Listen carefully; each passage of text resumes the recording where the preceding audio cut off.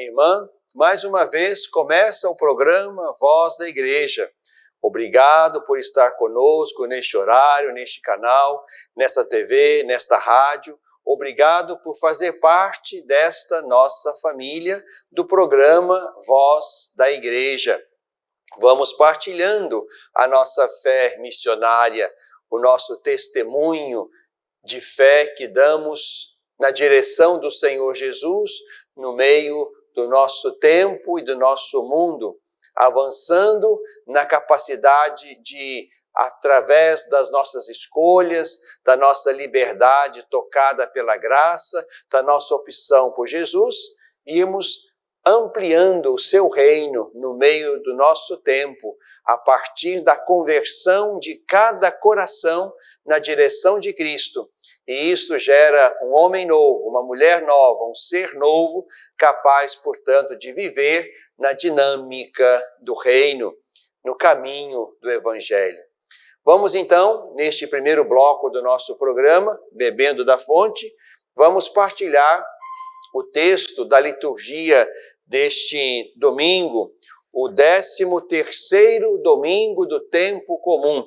E vamos tomar o texto de Lucas, capítulo 9, versículos 51 a 62.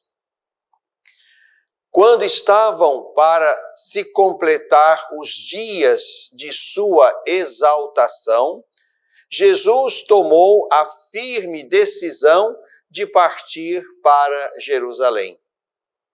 Enviou então mensageiros à sua frente. Tendo partido, entraram num povoado de samaritanos para lhe preparar hospedagem. Os samaritanos, porém, não o receberam, porque demonstrava estar a caminho de Jerusalém. Vendo isso, os discípulos Tiago e João disseram: Senhor, queres que mandemos descer fogo do céu para que os destrua?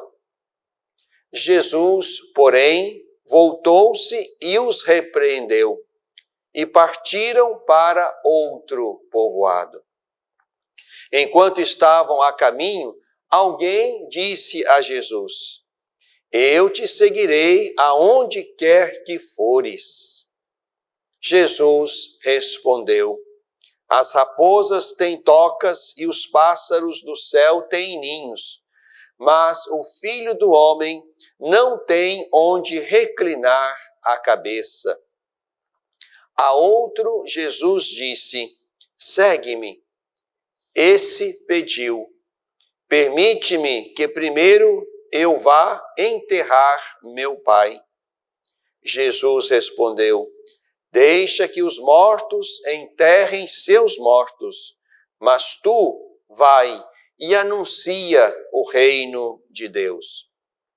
Outro ainda disse a Jesus: Eu te seguirei, Senhor, mas deixa-me primeiro despedir-me dos de minha casa. Jesus, porém, respondeu-lhe: Ninguém que ponha a mão no arado e olhe para trás é apto para o reino de Deus. Meu irmão, minha irmã, este texto no Evangelho de Lucas nos põe com Jesus no caminho para Jerusalém. Estamos aqui diante de um divisor de águas agora no ministério de Jesus. Agora, e esse é o versículo 51, e ele, digamos assim, divide o Evangelho e o coloca agora num outro momento no caminho. Jesus toma a decisão, a firme decisão de partir para Jerusalém. Mas antes disso, o evangelista faz questão de dizer: quando estavam para se completar os dias de sua exaltação. Portanto, aqui se percebe que o caminho para Jerusalém não é o caminho do fracasso, da falência, do insucesso. Não, o caminho para Jerusalém, o que vai acontecer em Jerusalém, é um mistério de exaltação. Então aqui Jesus convida os seus discípulos a, de fato, tomarem a decisão de ir ou não com ele. Se lembram bem, no evangelho do último domingo, Jesus disse a todos: se alguém quer vir após mim, negue-se a si mesmo, tome cada dia a sua cruz e siga-me. Quem quiser salvar a sua vida vai perdê-la, e quem perder a sua vida por causa de mim, esse a salvará. Ali, depois do primeiro anúncio da paixão, Jesus então convida os discípulos a irem com ele. Se querem, é preciso então tomar a cruz de cada dia e segui-lo. E perder, gastar a vida por causa de Jesus. Assim como Jesus gasta e perde a sua vida por causa daqueles que o Pai lhe confiara. No texto que nós lemos hoje, dentro do contexto do Evangelho de Lucas, Jesus já anuncia uma segunda vez a paixão. Isso está também no capítulo 9, ali nos versos 43 até 45. É o segundo anúncio. Então, tendo dito por duas vezes, e haverá uma terceira, tendo dito duas vezes que irá para Jerusalém, e ali vai ser rejeitado, será morto e vai ressuscitar, então agora é a hora de tomar a decisão. Jesus toma, ele, a firme decisão, e quer então também levar os seus a esta decisão livre e importante e necessária de ir com ele. Mas aqui, nesse caminho que vai da Galileia para a Judéia, de Nazaré para Jerusalém, é aqui então que Jesus vai ainda viver a sua missão, vai anunciar o reino, vai realizar os sinais, os prodígios, os milagres que revelam a presença poderosa de Deus no meio da história, através da presença, da palavra e da ação dele no meio do mundo. Mas é importante que, a partir do texto de hoje, entendamos algumas coisas. Em primeiro lugar, é importante que esse evento que vem logo em seguida, a rejeição dos samaritanos, que esse evento também seja para nós um lugar de ensinamento. Isto é, não se trata de eliminar quem não aceite a proposta da fé. Tiago e João queriam que descesse fogo do céu para destruir aqueles resistentes, aqueles opositores. Mas não se trata de ver o resistente, o opositor, como um inimigo que deve ser destruído. Não se trata disso, em nenhuma circunstância. Jesus aqui toma a decisão certa. Voltou-se, repreendeu os dois e partiram para outro povoado. Isto é, o evangelho é uma proposição. O reino é uma proposta. É preciso fazer isto com coragem, com ousadia, com a decisão firme de quem de fato escolheu a coisa certa, a opção certa, mas não se trata de eliminar, de destruir quem se oponha, quem resista, ou até aqueles que queiram perseguir-nos porque anunciamos Deus, porque escolhemos Deus, porque vamos com Jesus. Aqui estamos diante, portanto, de uma decisão importante também para este tempo e para qualquer tempo.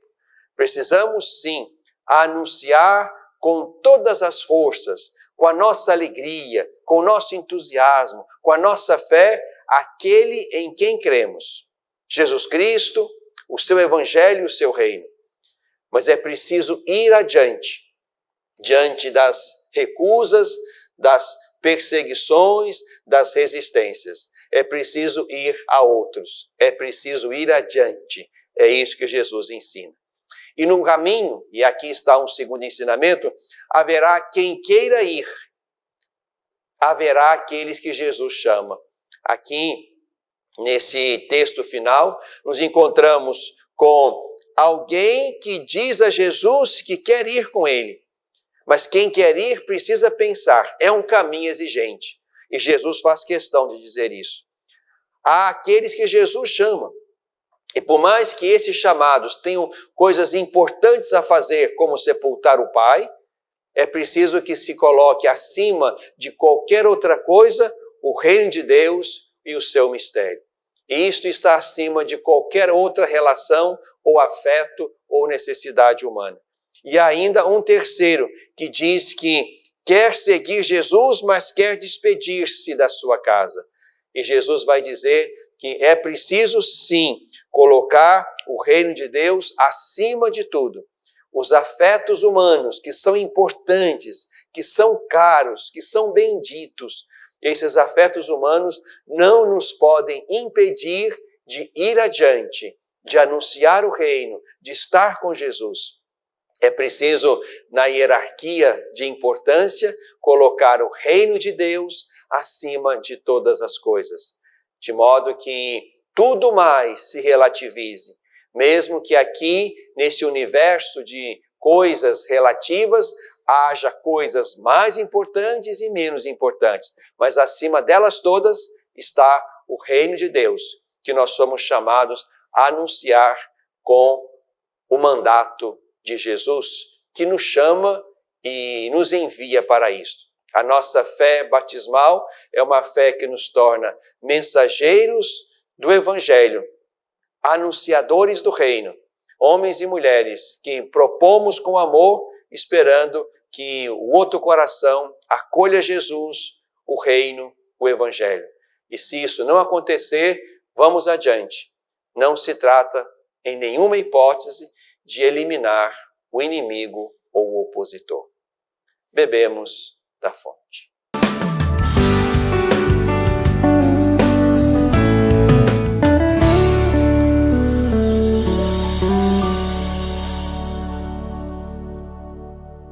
Às vezes, tudo que uma criança precisa para superar uma tempestade em sua vida familiar é encontrar um lar provisório.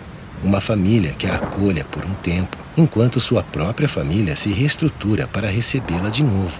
Essa é a proposta do Serviço Família Acolhedora. Transformar as dificuldades de hoje em possibilidades de futuro. Serviço Família Acolhedora. A tempestade passa, a vida continua. Participe e faça a diferença.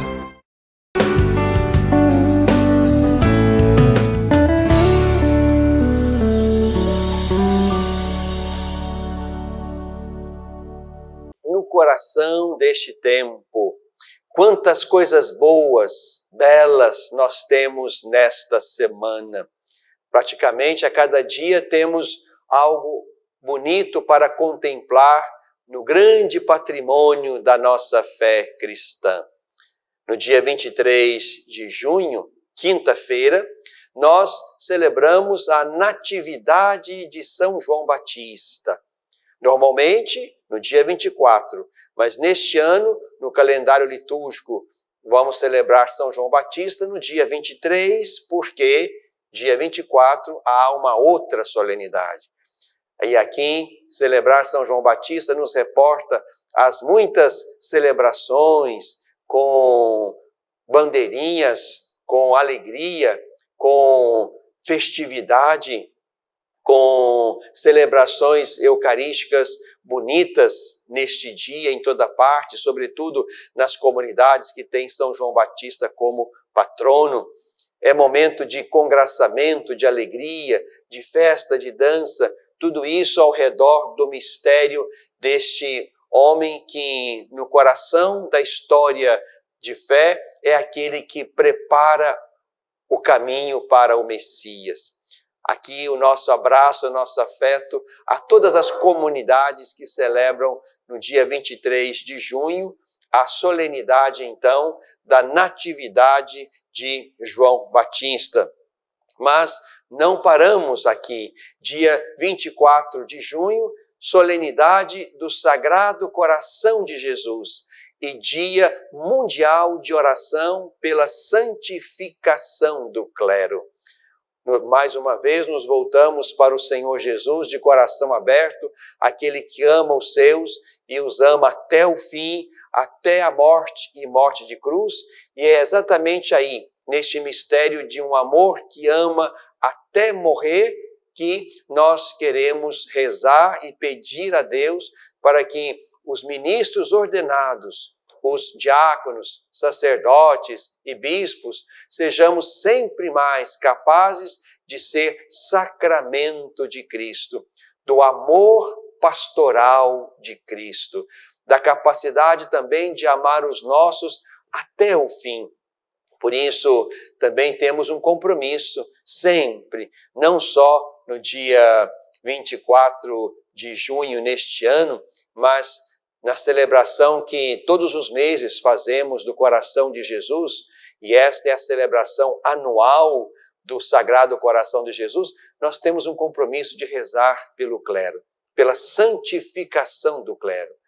E a santificação não é outra coisa senão identificar-nos a Jesus, o bom e belo pastor.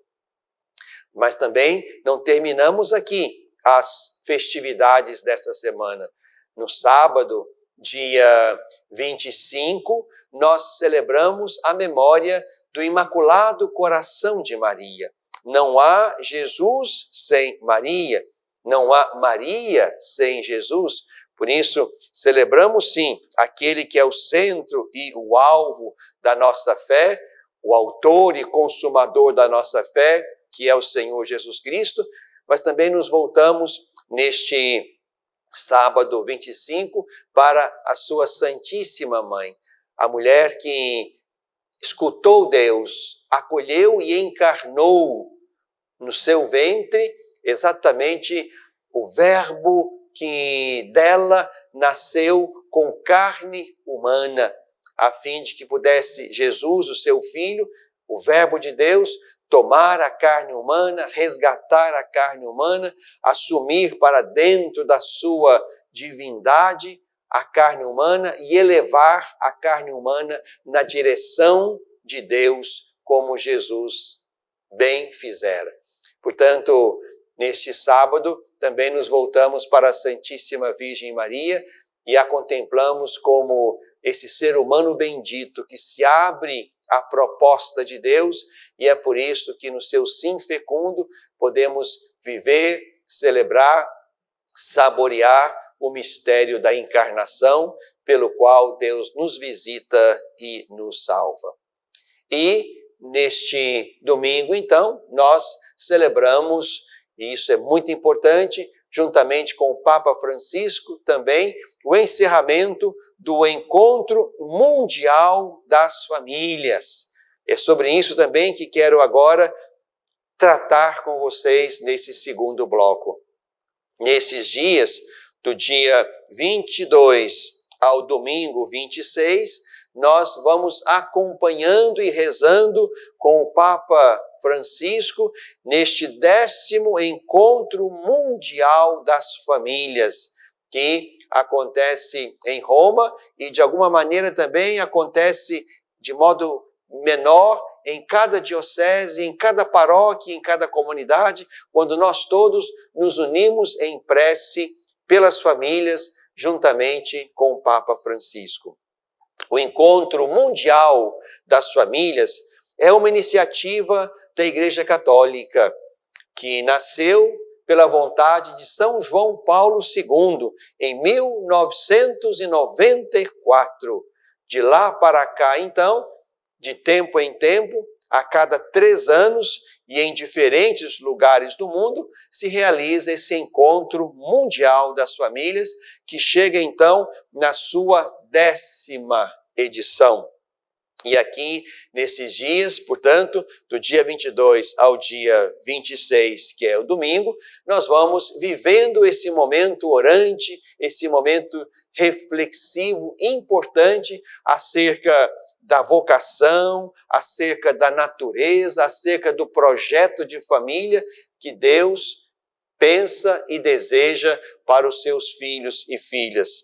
O tema deste 10º Encontro Mundial das Famílias é o amor em família, vocação e caminho da santidade.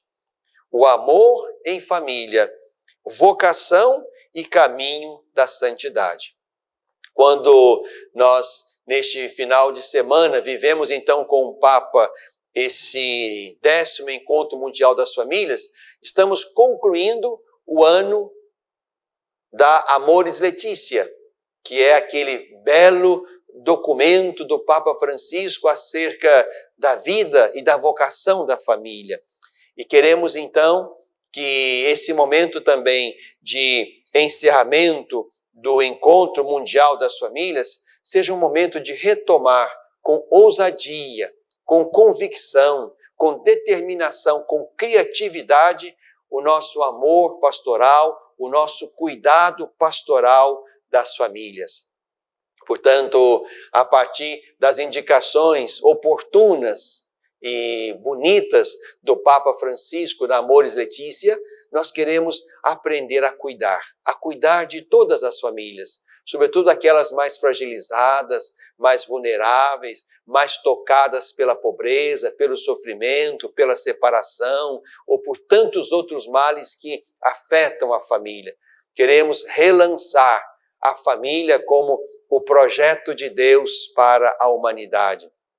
Queremos retomar, e é isso que o tema quer nos propor, retomar a família, a vocação vivida em família, o amor que circula neste pequeno núcleo como vocação e caminho de santidade. E aqui trazemos também à tona aquele outro texto bonito do Papa Francisco, Gaudete et Exsultate, onde o Papa nos propõe o caminho de santidade, como vocação de todos e para todos. A família também é vocação e caminho da santidade. Se nós escolhemos o matrimônio, se nós escolhemos a família como o nosso lugar próprio, a nossa vocação, fazemos isso não por convenção, não por desejo natural, fazemos isso por vocação. Deus nos chama a ser família. E família onde o pai, a mãe e os seus filhos são, portanto, aí, o lugar bonito e favorável onde cada um pode crescer e avançar na santidade pessoal. E essa santidade pessoal repercute naquele pequeno núcleo, de modo que a família toda se santifique a partir do esforço e de conversão de cada um dos seus membros. O amor em família, vocação e caminho da santidade. É isso que nós queremos, então, nesses dias, do dia 22 ao dia 26, queremos rezar com o Papa Francisco, rezar também com os casais e as famílias brasileiras que estão lá em Roma com o Papa Francisco, gente também aqui do nosso regional, Leste 2, e também de outros regionais do nosso país, gente que está lá, casais e famílias que estão lá para ouvir o Papa, para refletir sobre o mistério e a vocação da família, para rezar junto do túmulo de São Pedro e São Paulo, para que assim se possa retomar o caminho com uma fé revigorada a partir da experiência deste encontro mundial das famílias. Vamos então, meu irmão, minha irmã, aí na sua comunidade, na sua paróquia, na nossa diocese, vamos rezar nesta intenção. Quem puder, faça mais do que isso. Reúna os casais, reúna as famílias, mas se não pudermos avançar em alguma atividade pastoral mais organizada, vamos avançar e conservar o nosso compromisso orante. Vamos colocar nossas famílias nas suas muitas circunstâncias, vamos colocá-las todas no coração de Jesus, a fim de que, bebendo dessa fonte inesgotável de amor, cada família avance na direção da santidade, de modo que os casais, os filhos, aquele pequeno núcleo humano chamado por Deus para ser família, que ali seja o lugar de realização e de santificação de cada um. Rezemos sempre pelas nossas famílias, no coração deste tempo.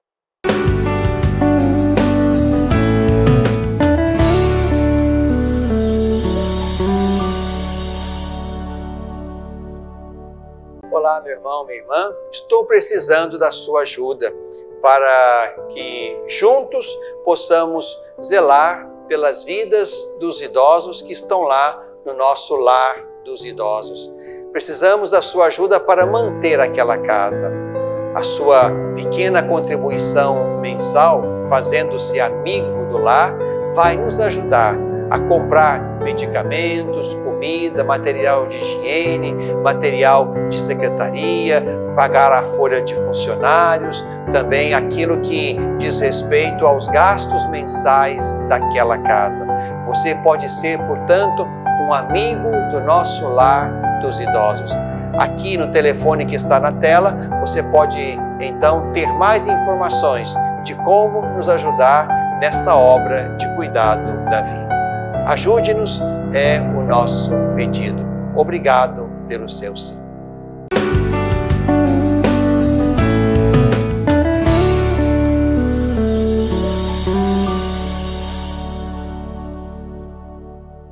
Na tradição da Igreja, partilho com você, meu irmão, minha irmã, neste último bloco do nosso programa, na tradição da Igreja, a bela oração que foi preparada para o 10º Encontro Mundial das Famílias.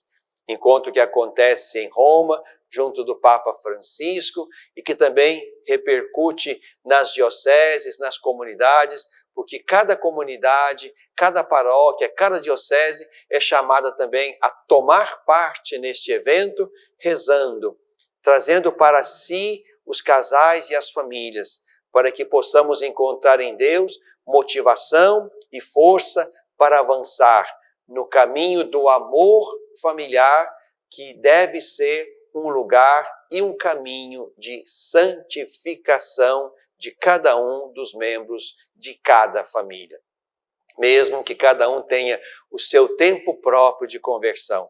Mas não haverá conversão se o nosso coração não estiver conectado com Deus, não estiver unido àquele cujo coração aberto é a expressão de que o amor, e tão somente o amor, é capaz de nos realizar profundamente.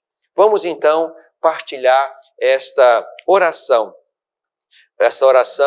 para pedir a Deus o amor na família, para que este amor vivido ali seja, de fato, manifestação de uma vocação bonita, assumida por chamamento de Deus e um verdadeiro caminho de santidade.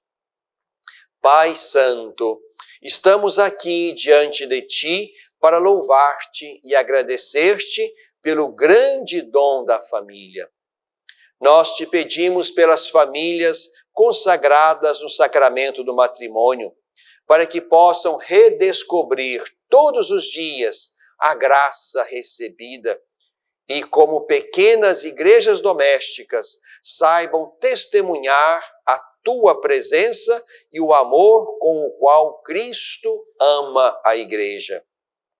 Nós te pedimos pelas famílias que passam por dificuldades e sofrimentos, doença ou por problemas que só tu conheces, que tu as sustentes e as tornes conscientes do caminho de santificação ao qual as chamas, para que possam experimentar a tua infinita misericórdia e encontrar novos caminhos para crescer no amor.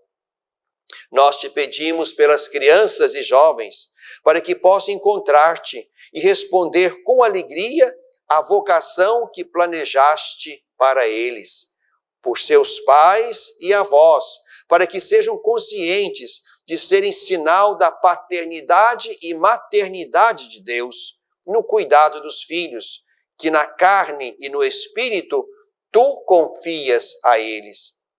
Pela experiência de fraternidade que a família pode dar ao mundo.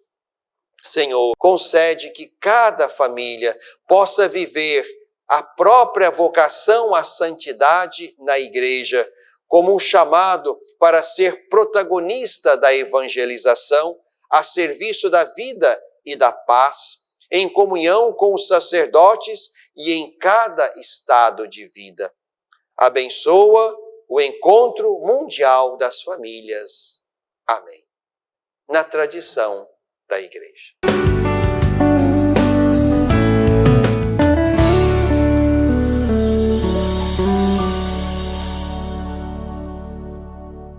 Olá, meu irmão, minha irmã, estou precisando da sua ajuda para que juntos possamos zelar pelas vidas dos idosos que estão lá no nosso lar dos idosos.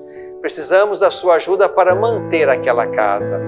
A sua pequena contribuição mensal, fazendo-se amigo do lar, vai nos ajudar a comprar medicamentos, comida, material de higiene, material de secretaria, pagar a folha de funcionários, também aquilo que diz respeito aos gastos mensais daquela casa.